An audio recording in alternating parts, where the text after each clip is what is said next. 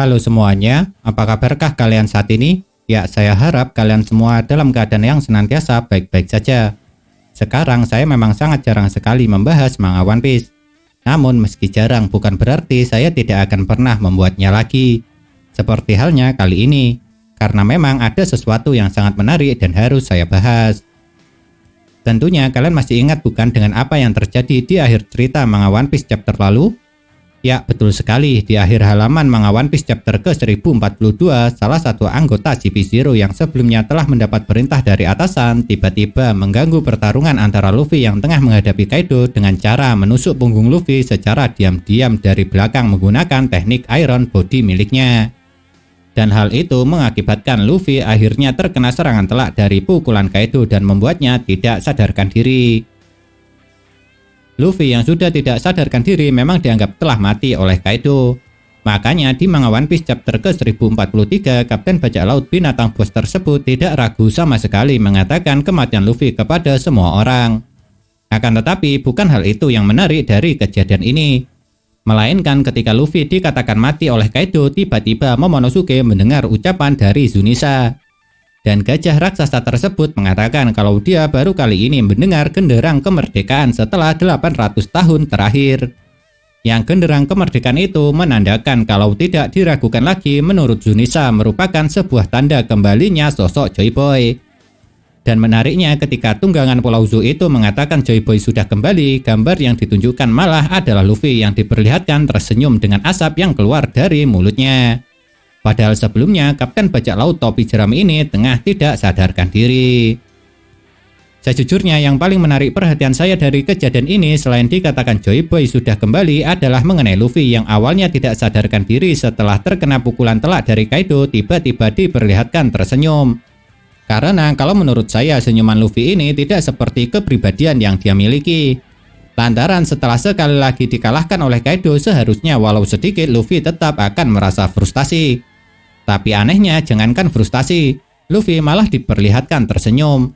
Dan karena keanehan itulah akhirnya saya mendapat sebuah pemikiran yang sangat liar. Yaitu setelah terluka amat parah dan tidak sadarkan diri ada kemungkinan Luffy membangkitkan kekuatan tersembunyinya. Atau karena tengah tidak sadarkan diri jiwa Joy Boy masuk ke dalam tubuh Luffy. Sebenarnya kalau menurut saya pribadi memang sangat tidak masuk akal kalau jiwa Joy Boy bisa masuk ke dalam tubuh Luffy. Pasalnya setahu saya belum pernah ada kejadian di mana jiwa seseorang bisa berpindah tubuh dalam dunia One Piece. Sedangkan untuk Luffy yang kemungkinan telah membangkitkan kekuatan tersembunyinya kalau menurut saya lebih masuk akal. Sebab sudah sering terjadi Luffy kekuatannya meningkat atau mendapatkan kekuatan baru setelah mengalami kekalahan. Dan mungkin kekuatan baru yang didapat Luffy kali ini berkaitan dengan Joy Boy. Makanya Zunisa mengatakan kalau sekarang Joy Boy telah kembali. Karena yang kembali adalah kemampuan atau kekuatan Joy Boy yang bangkit pada diri Luffy setelah dia pingsan akibat menerima serangan telak dari Kaido. Dan alasan kenapa Luffy tidak frustasi setelah sekali lagi kalah dari Kaido dan malah tersenyum kemungkinan lantaran dirinya merasa senang setelah mendapatkan kekuatan baru dan menemukan cara bagaimana untuk dapat mengalahkan Kaido. Tapi sekarang yang jadi pertanyaan adalah kalau benar kekuatan atau kemampuan Joy Boy bangkit pada diri Luffy, kira-kira seperti apakah kekuatan atau kemampuan tersebut? Apakah kekuatan itu berkaitan dengan buah iblis Gomu Gomu no Mi yang dimiliki oleh Luffy? Lantaran buah iblis Gomu Gomu no Mi pada dasarnya memang penuh dengan misteri. Sampai-sampai buah iblis ini dulunya dikawal oleh pemerintah dunia sendiri secara ketat.